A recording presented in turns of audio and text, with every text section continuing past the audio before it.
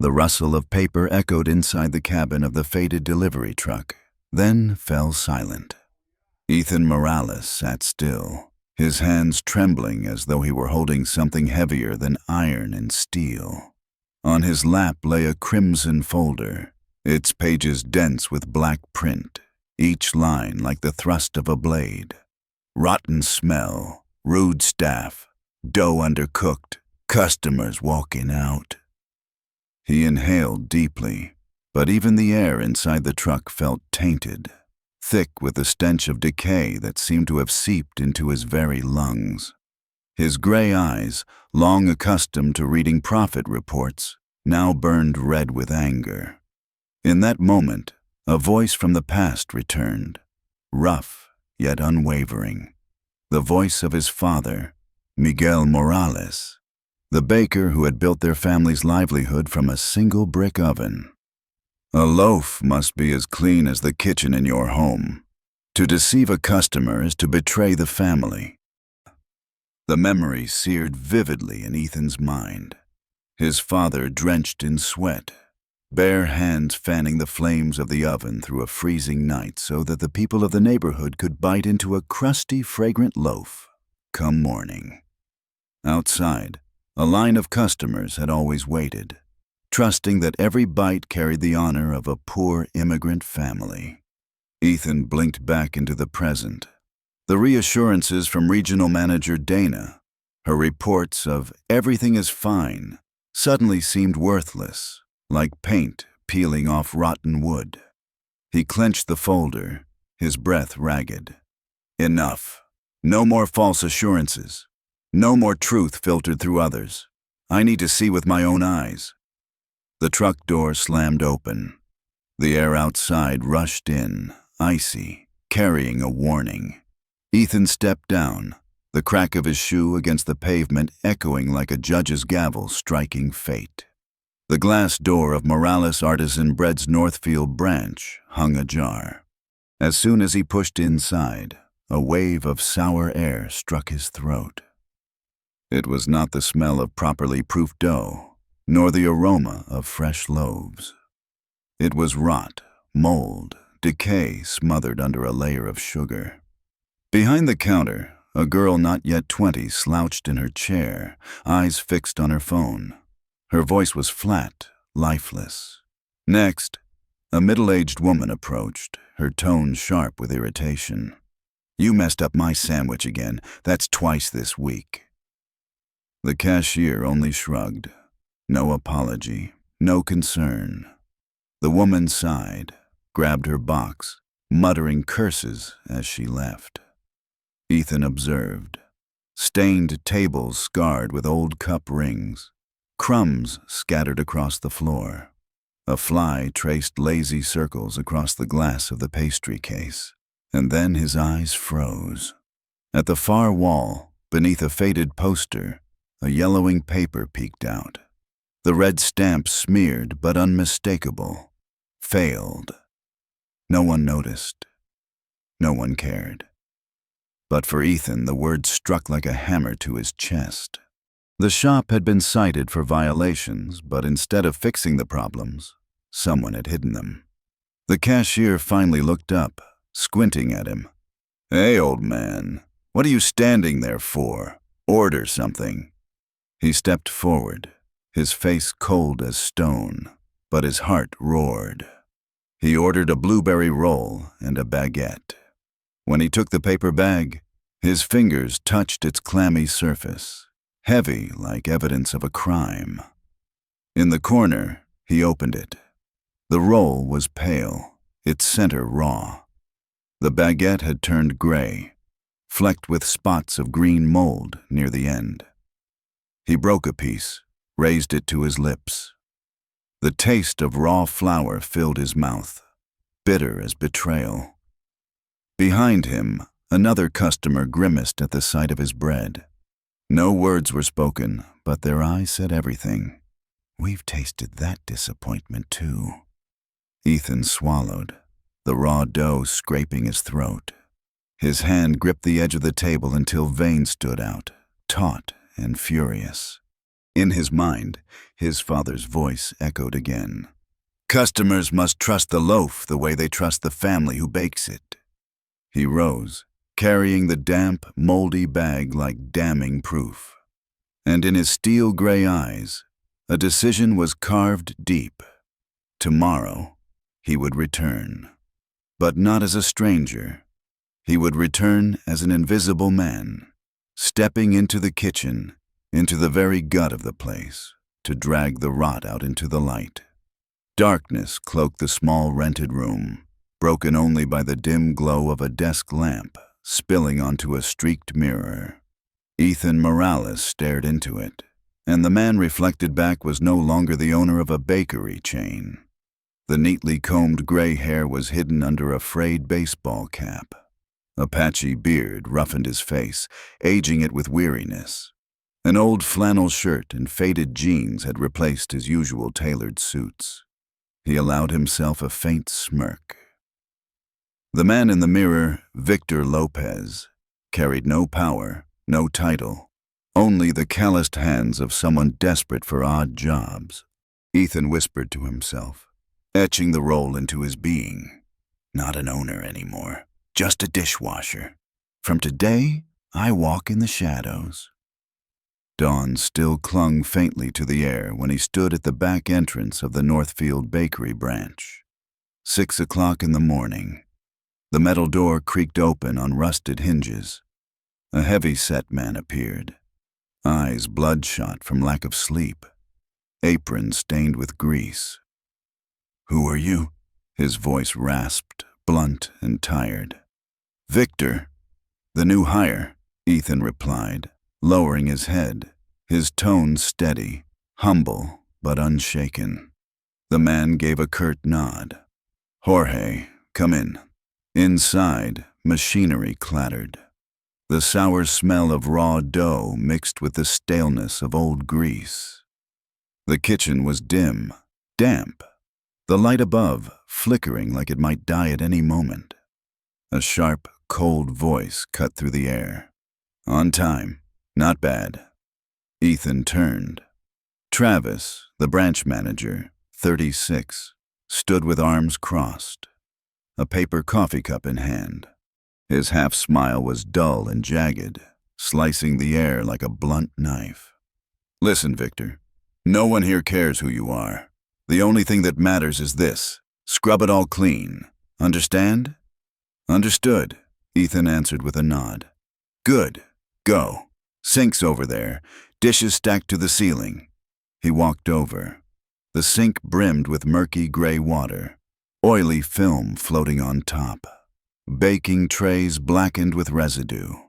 A pair of torn red gloves lay tossed in the corner, worn thin, holes gaping. Ethan slipped them on, water instantly seeping through, icy against his skin. Jorge leaned close, whispering as though afraid of unseen ears. "Don't waste time with the red gloves. They're useless. The blue pair still holds up, but Travis keeps them locked away. Only he gets to use them." Ethan's eyes darkened. A small detail, but it revealed the entire system.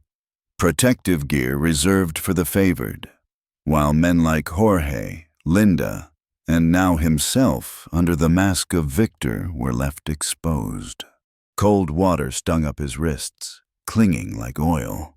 He scrubbed at the trays, hardened grease biting back like rot embedded deep in the walls. His skin burned raw, veins swelling beneath the surface. Still, he kept his head down, hands moving without pause.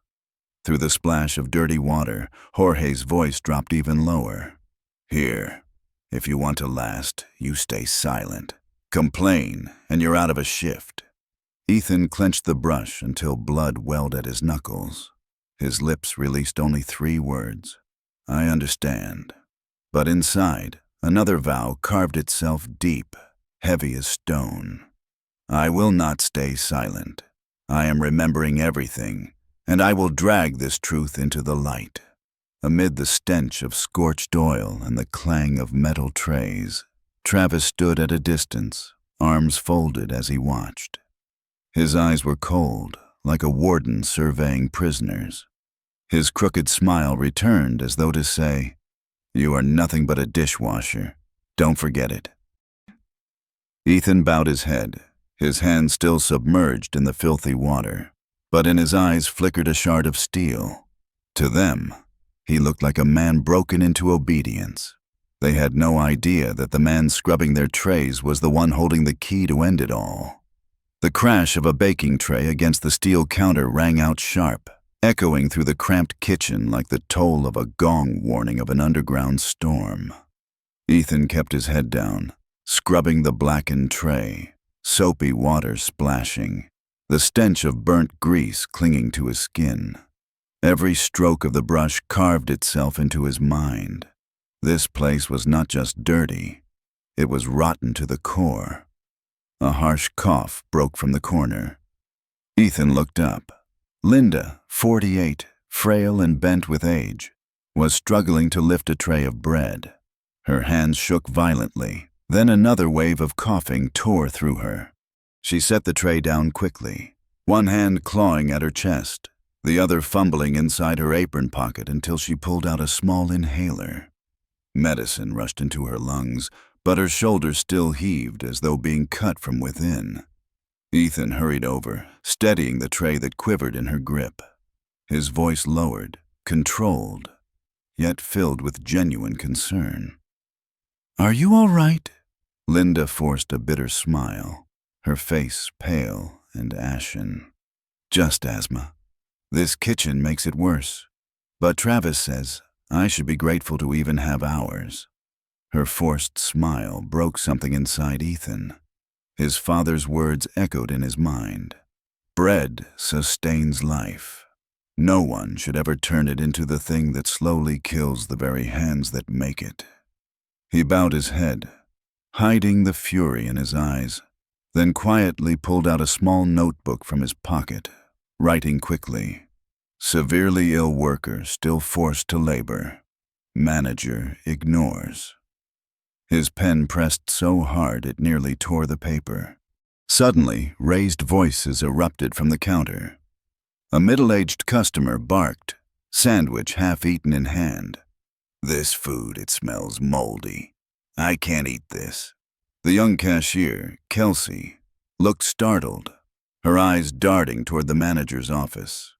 The door swung open, and Travis emerged, casual, as if inconvenienced by a trivial matter. He took the container, popped the lid, sniffed once, and his face remained expressionless. Without a word of apology, he tossed it into the trash, the lid slamming shut with a cold finality. "Next time," he sneered at the cashier, "add an extra charge." Ethan stood nearby, every word cutting like a knife. His face burned, his chest tightened. The kitchen froze. The customer cursed under his breath and stormed out, but Travis only shrugged, sipped his coffee, and walked away. Ethan ground his teeth, gripping his pen until his knuckles whitened. He scrawled another note. "Disdain for customers. Arrogant attitude. Abuse of authority, His anger had not yet cooled when a faint creak drew his eyes toward the end of the hallway. The cold storage door hung slightly ajar, revealing a narrow slit. In that instant, Ethan caught sight of trays of dough stacked directly on the tile floor, piled atop one another like forgotten bodies. Yellow water dripped from the ceiling, streaking across bags of flour. A toppled trash bin lay on its side, flies circling lazily. His heart lurched. His entire body trembled, as though forced to look straight into the rotting heart of this place. He stepped forward cautiously, but a figure blocked his path. Travis. His eyes narrowed, his voice sharp as a blade. "Customers aren't allowed back here." Ethan raised his phone to his ear, feigning a call, his expression calm. I was just heading to the back door." Travis's voice came clipped, each word laced with suspicion. "Then go. Don't get curious." The air reeked of damp mold, heavy enough to choke. Ethan walked past him, his pulse hammering, but his eyes silently etched the image of that cold storage door into memory, like an open wound. Outside on the back step, he opened his notebook, his hand trembling yet unflinching as he wrote, "Cold storage, filth, moisture, severe hazard. Travis guards and conceals." He lifted his head toward the gray sky, drawing in a lungful of icy street air. Inside him, a vow resounded like a strike of iron. "I have seen. I will not stay silent. Tomorrow, this mask will take me to the very heart of the rot." The wall clock ticked past the middle of the shift. Heat from the ovens and frying pans pressed against the cramped kitchen walls, turning the air into something dense and suffocating. Ethan's shirt clung to his back, sweat trailing down his neck. Yet he kept scrubbing dishes, eyes never straying far from the cold storage door at the end of the hall. When Travis stepped outside for a smoke, the chance came. Ethan picked up a metal tray, feigning the need to put it away, and gently pushed open the cold storage door. The hinges screeched. A rush of icy air sliced against his skin, and with it came a sour stench so strong it clawed at his stomach. Ethan froze, one hand covering his nose, the other gripping the tray tight. Inside, dim light spilled across rusting shelves. Sacks of flour were piled high, their plastic wrapping stained with white mold, streaked green with mildew. Some were swollen, their seams split, exposing flour turned yellow-gray. Overhead, from a cracked vent, thick golden drops of water dripped steadily, spreading into trails across the floor. Ethan stepped forward, heart pounding. A faint noise rooted him to the spot. Tick, tick, tick claws, scraping tile. A gray rat, plump, eyes red, shot past his feet and disappeared behind a carton. His chest tightened with nausea and rage. Trembling, he pulled his small notebook from his coat, scrawling quickly. Expired flour, mold, water leakage, rat sighting, critical hazard. A hand on his shoulder startled him. He turned to see Jorge's weary face. The old cook's features were weathered, his eyes clouded with fear. You saw it," Jorge whispered, voice hoarse. Ethan gave the faintest nod. Nothing more. Jorge turned away at once, shoulders slumping. "I won't say a word. The last guy who spoke up lost his shifts. I've got a family." The words struck Ethan like stones dropped into water, their ripples spreading deep. This wasn't just filth, nor neglect. Fear itself had become the chain that bound every worker here. Linda shuffled past with a tray of bread, coughing hard, yet she kept going, her eyes carefully avoiding the cold storage door. No one spoke. No one dared to look too long. The silence weighed heavier than the smell of rot. Ethan clenched the notebook in his palm. His throat tightened as he pressed his pen hard against the page, the stroke cutting into the paper. Silence tool of control. When he stepped out, Travis was already waiting at the corner of the hall. His eyes were sharp as blades, arms crossed, smoke curling from his lips. "What were you doing in there?" Ethan raised the tray, his face calm. "Just putting something away." Travis's mouth twisted into a cold smile. "Cold storage is for work, not sightseeing. Don't be foolish enough to get curious." His voice was low, but each word landed like a hammer. Ethan said nothing. He lowered his head and walked past, but in his eyes, steel flickered. Outside, the afternoon sun filtered through a fogged window, casting his shadow long across the filthy floor. In his hand, the notebook had grown thick with pages of evidence. Ethan knew he was no longer just an observer. He had become the sole witness to a buried truth. And that truth would be the death sentence for everything Travis had tried to conceal. The sharp clang of porcelain shattered through the kitchen. A plate slipped from Ethan's hand, striking the steel counter, water splashing everywhere. Before he could react, Travis was already at his back, his half-smile clinging to him like a shadow. He picked up the plate, turned it lazily in his hand, then suddenly let it drop. Crash! Shards flew, water spraying across Ethan's chest. "Still dirty?" Travis said flatly, his tone dry, but the blade of contempt cut deep beneath it. "Wash it again." No one spoke. The kitchen hung silent, the only sound the rasp of the failing ventilation fan. Eyes flicked briefly to the scene, then darted away. It was routine now, nothing surprising. Ethan stood frozen, his hand trembling with anger.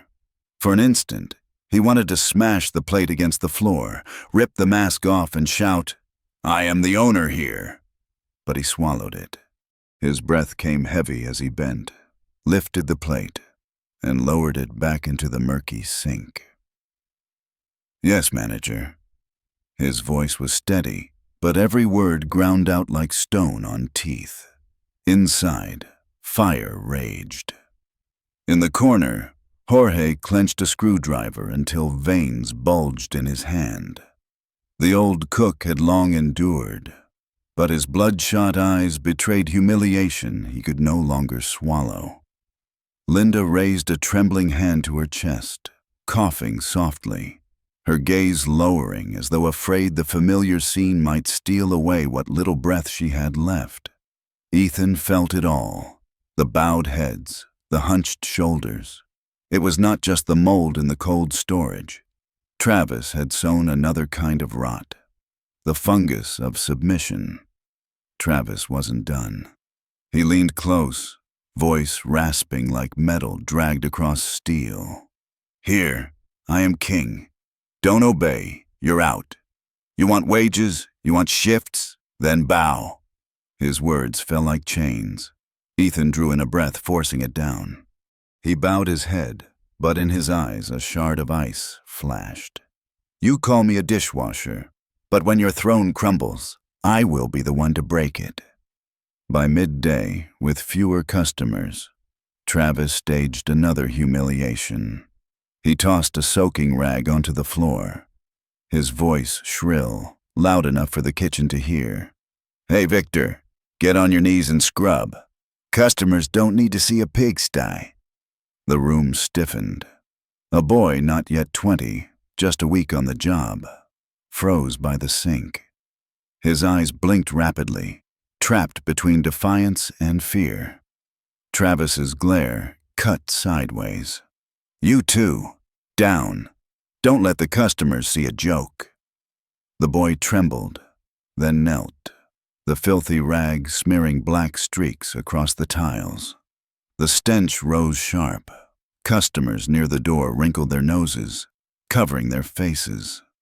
A wave of nausea surged in Ethan's throat, his fists clenched, nails digging into his palms. Every instinct screamed to snatch the rag away, to pull the boy to his feet. But he held himself, eyes blazing. Witness, record, expose. He flipped open his small notebook, scribbling fast. "Public humiliation, forced to kneel and scrub with dirty rag. Customers witnessed." Each stroke of his pen cut deep, carving lines that would soon become blades, striking at Travis's rotted throne. Travis leaned back against the counter, arms folded, a predator's grin stretching wide as he watched his prey bend. But what he did not know was that the dishwasher he had mocked was the very man holding the keys to this bakery's fate. And those sweat-soaked pages of notes were becoming an indictment that could never be denied. The afternoon light slanted through the fogged window, casting long streaks across the oil-stained floor. Ethan stood at the sink, his arms burning from hours of scrubbing in dirty water. But in his mind, the crash of the plate and the cruel smirk of Travis replayed over and over. The fire of anger smoldered in his chest, yet outwardly he remained the weary figure of Victor Lopez. A faint creak sounded. The cold storage door had cracked open again. From it seeped a blast of frigid air, heavy with a sour stench of rust and decay. Ethan tightened his grip on the tray in his hand and stepped forward. This was the moment. He pushed the door open. This time, instead of only peering inside, he entered fully. The storage room was like a forgotten graveyard. Bags of flour piled high, their seams split. White powder mingled with green mold spreading like moss. Plastic wrappings bulged and blistered, moisture dripping in thick yellow drops from the ceiling, staining the blackened tiles below. Ethan bent down, his fingers trembling as they brushed a label. Expired more than 6 weeks, one bag after another, all the same. A musty odor rose, mixed with the acrid stench of rat droppings, for in the corner a trail of black pellets stretched across the floor. The shadows shifted. Then, a sudden scuttle claws scraping against tile. A gray rat darted from a torn carton, streaked past his feet, and vanished behind a stack of rusted trays. Ethan's stomach lurched, bile rising.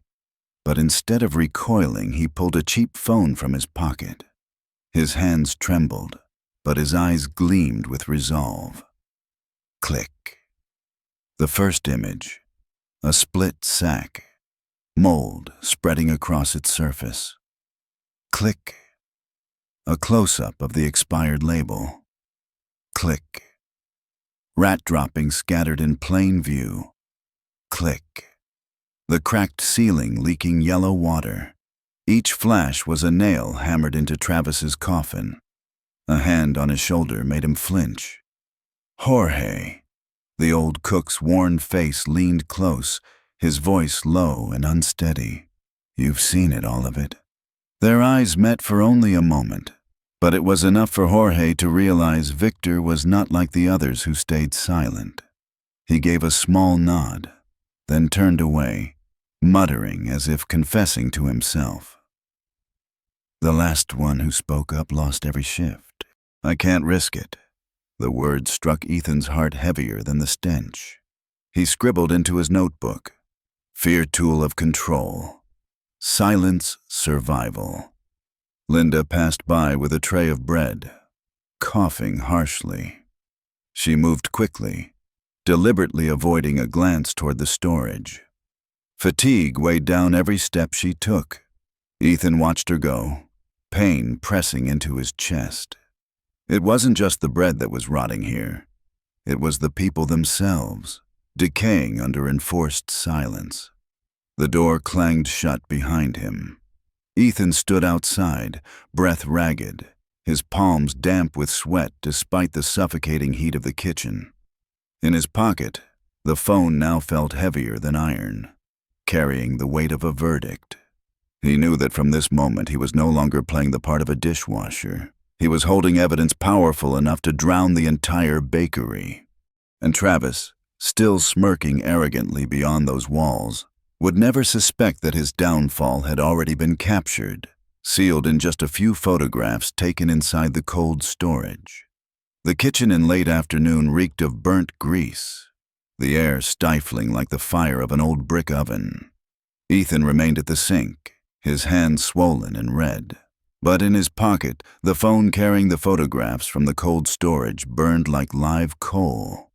He knew sooner or later he would have to face the man who had hidden it all, and the chance came sooner than he expected.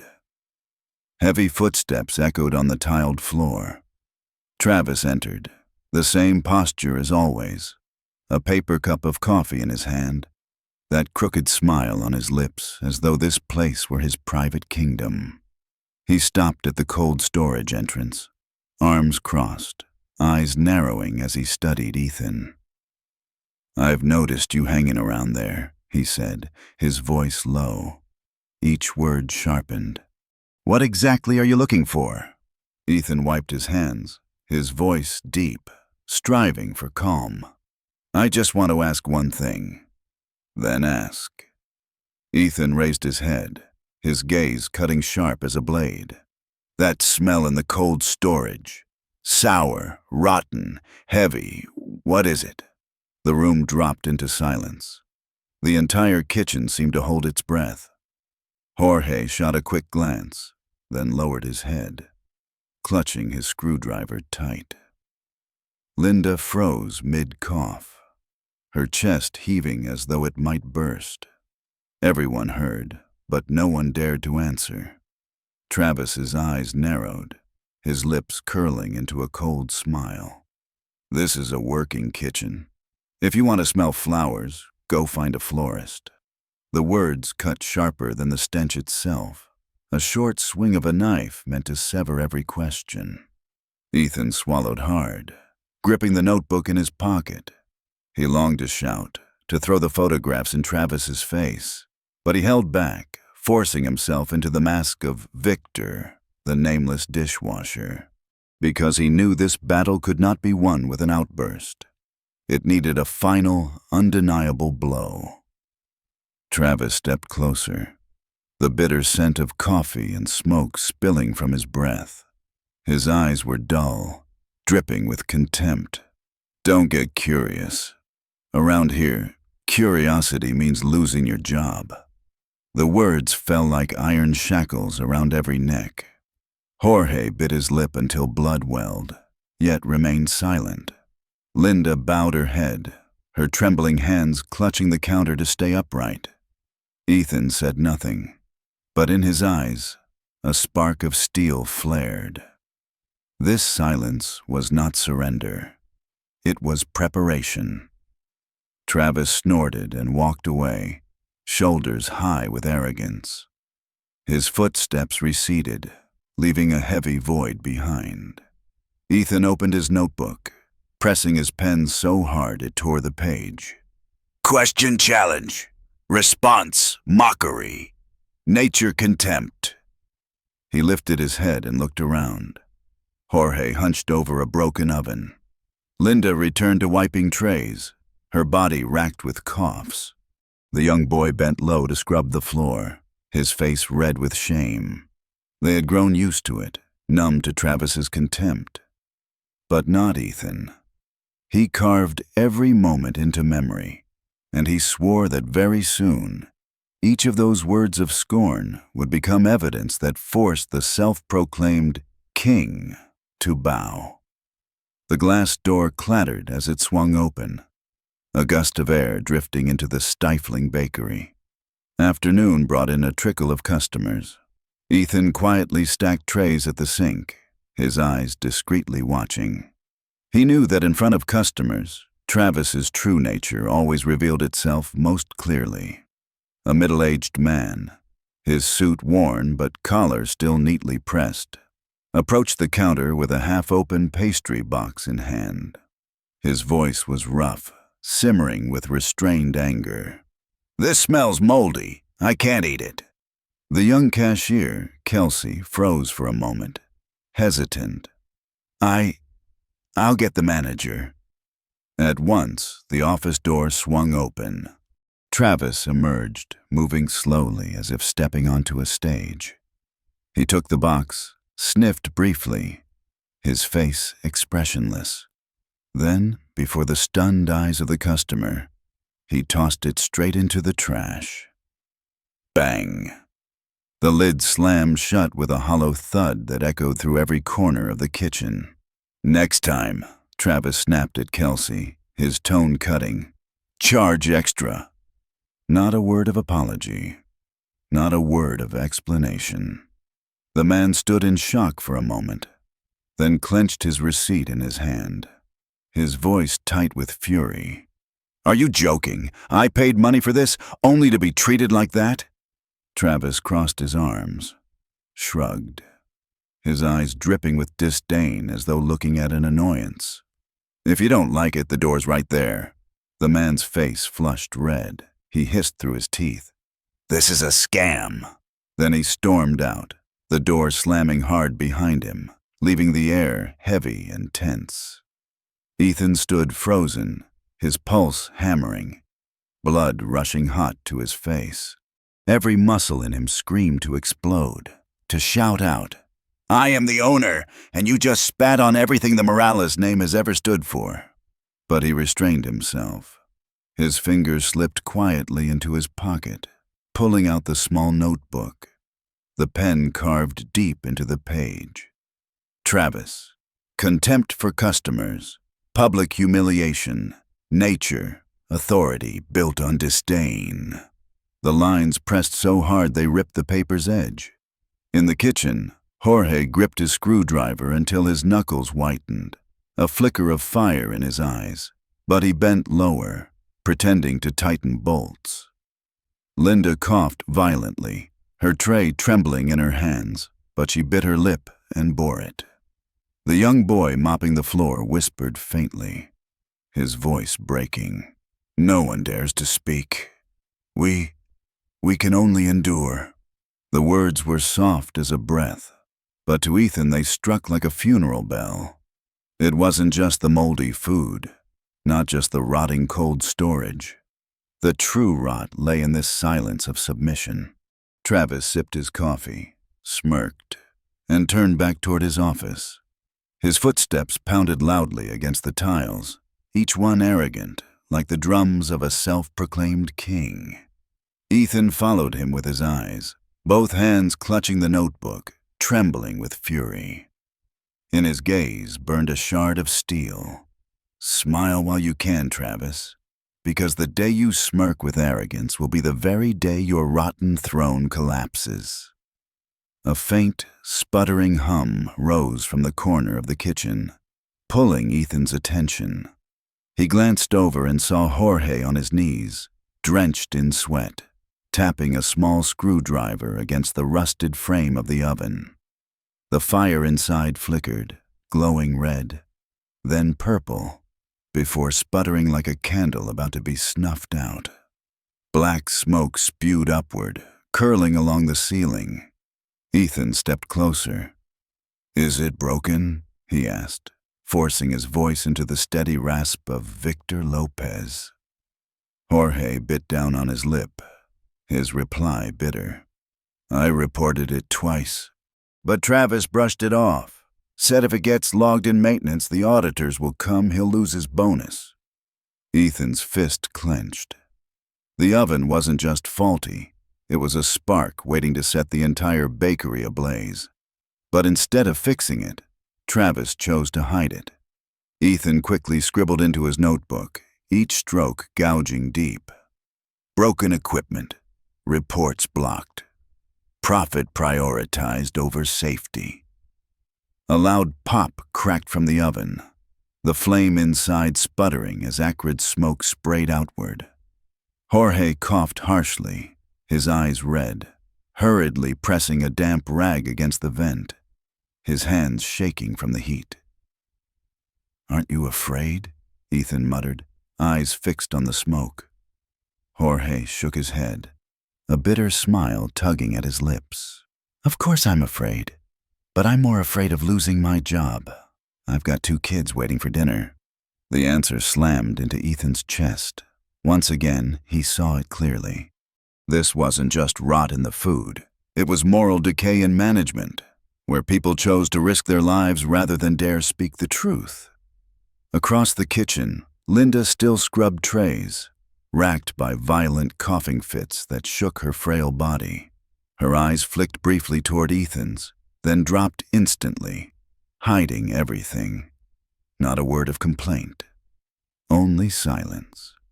Ethan ground his teeth and flipped open his notebook. "Sick worker. Old worker fixing broken oven with bare hands. Manager ignores." His pen dug so deep it tore the corner of the page. The office door swung open. Travis stepped out, a cigarette between his lips, eyes bloodshot, but still gleaming with arrogance. He swept his gaze over the kitchen, saw Jorge crouched by the oven, and waved his hand dismissively. "Leave it. As long as it turns out bread, it's good enough to sell." The words struck the air like a verdict. Ethan looked around. faces bent downward. No one reacted. The atmosphere of submission was thick enough to choke. He swallowed hard, gripping the notebook so tightly his fingers split and bled. In his mind, his father's voice returned, hard as forged steel. The Morales name only deserves to exist if every loaf is made in truth and respect. The day you betray a customer is the day you betray your family. Ethan shut his eyes, inhaled deeply, then opened them again, his gaze now hardened like stone. He had seen enough. Through the haze of smoke, Jorge bowed low. Linda coughed endlessly, and Travis smirked in indifference. The images seared into his memory. And Ethan knew the countdown to Travis's end had begun at that very moment. The clatter of baking trays faded, giving way to a strange tension that filled the kitchen. Ethan stood hunched over the sink, his hands still submerged in murky gray water, but his mind was taut as a wire stretched to the breaking point. The evidence was already there. The stench, the moldy flour, the broken oven, the suffocating silence of fear. He had written it all down. Yet now Travis appeared again, his mocking eyes fixed on him, as though waiting for the smallest mistake to devour. Travis stepped closer, his finger tapping a steady rhythm against the steel counter. His lips curved into a sneer. "That's him, the new dishwasher. Works hard, sure, but not any smarter than a filthy rag." The kitchen froze. Ethan gripped the tray in his hands, water spilling over and soaking his sleeves. Travis drew even nearer, plucked a clean plate from the rack, raised it to the light, then suddenly let it fall. Crash! The sharp sound sliced through the air. "Still dirty. Wash it again." His voice was calm, but every word struck like a slap across the face. Ethan inhaled sharply, fighting to steady his breath. In that instant, he nearly shouted, "I am the owner. This ends now." But he forced it down, swallowing the blade into silence. He lowered his head, his voice tight, strained. "Yes, manager." His lips trembled faintly, but his eyes blazed beneath the shadow of his cap. In the corner, Jorge's face burned red, his old hands shaking around the screwdriver he clenched, as if he might throw it, but he held back. Linda coughed softly, clutching her chest, her weary eyes flicking toward Ethan as if pleading, "Don't risk it." The young boy mopping the floor bent lower, sweat dripping onto the grimy tiles, merging with the black streaks beneath him. They were silent. They were used to it. But to Ethan, that silence was no longer surrender. It was the loudest accusation against Travis. Travis lit a cigarette, puffing smoke into the center of the kitchen, his eyes glinting with arrogance as he looked around. "You're all here because I allow it. I am the king here, and a king does not explain." Ethan clenched his fists until his fingers split and bled. In his mind, he carved the words as though chiseling them into stone. A false throne, built on fear, on humiliation. It will fall. Suddenly, Travis swung his gaze back toward him, eyes narrowing, his voice dropping to a low hiss, yet sharp enough for the whole kitchen to hear. "You don't seem much like a dishwasher. You watch too much. You talk too little. Who are you, really?" Ethan's heart jolted. For a moment, the air thickened like stone. Every eye turned to him. Linda held her breath. Jorge froze. The entire kitchen went still. Ethan bowed his head, his fingers gripping the pen in his pocket, his voice hoarse but steady. "Just a man who needs work. Nothing more." A thin smile spread across Travis's lips. He stared at him for a few long seconds, then jerked his chin with contempt. "Good. Then remember your place." He turned and strode away, his footsteps echoing, leaving behind the stench of smoke and rot in the air. Ethan exhaled hard, his hands trembling, but in his eyes the steel flared bright. Travis was suspicious now. The mask could not hold much longer. The time for revelation was drawing near. The afternoon sun streamed through the glass, casting long, uneven streaks across the greasy floor. The bakery was busier than usual, customers crowding the counter, the clatter of coffee cups mixing with impatient sighs. The air was stifling, heavy with the sour smell of mold, pressing against every throat. Amid the noise, Ethan stood inside, his hand in his pocket, gripping the cold ring of keys. His heart pounded, not with fear, but with the certainty that the moment had arrived. Travis emerged from his office, eyes glazed but lips curled in a mocking grin. His shrill voice cut over the customers. "Hurry up! Customers aren't here to admire your stupid faces." He did not realize that at that very moment, Ethan was already moving toward the front door. Without a word of warning, he slid the key into the lock. Click. The sound rang out dry and sharp, yet powerful as a gunshot. The entire shop froze. Conversations died. Customers turned, stunned. An elderly man near the counter gave a small nod, his voice deep and rough. "At last, someone dares." Travis flinched, his face blanching, then flushing red with rage. He stormed forward, voice snapping like fire. "What the hell are you doing? Who gave you the right to lock that door?" Ethan turned, for the first time raising his head high, his eyes burning bright, no longer hidden. His voice rang deep, steady, unyielding. "I did. I'm closing this place. Right now." Silence spread like a wave. Customers stared with mouths open. Linda covered her mouth with her hand, her shoulders shaking.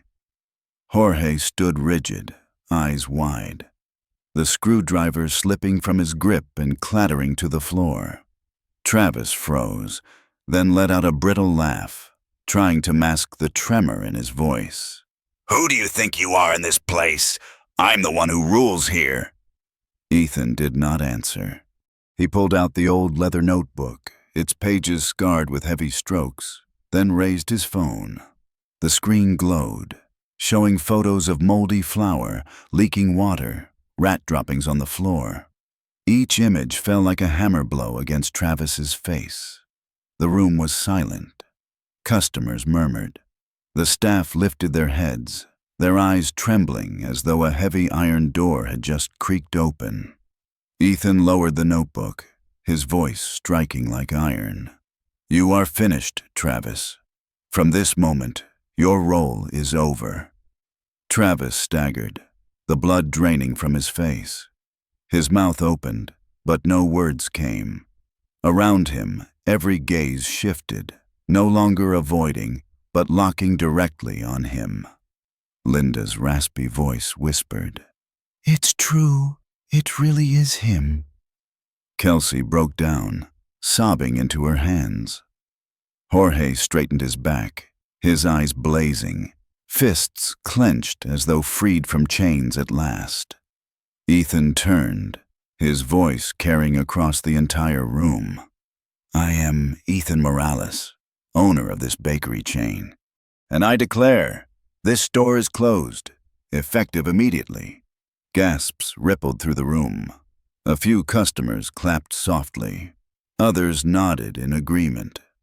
But it was the staff, those who had once bowed in silence, who now cried, who laughed through tears, their eyes red and wet. They could not believe it. Then they did, because the truth now stood before them. Travis stumbled back, his spine striking the counter, his trembling hands clawing at its edge. But his false throne had already shattered, crumbling to ash with a single declaration. In Ethan's hand, the ring of keys no longer felt cold.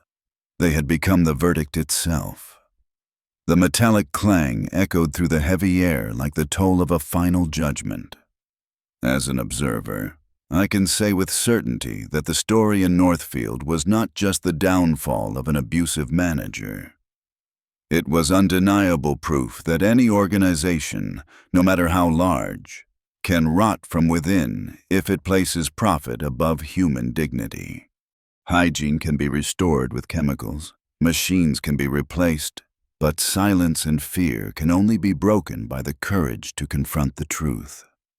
Ethan showed that true power does not lie in Travis's false throne as king, but in the ability to protect customers and employees, the very people who make up the soul of the bakery. If you believe that respect must always be the first principle of any business, press like and subscribe to continue following us in stories that expose injustice and affirm the value of human dignity. And before you go, leave a comment with the simple phrase, "Keep dignity," as a reminder that lasting success can only begin with respect.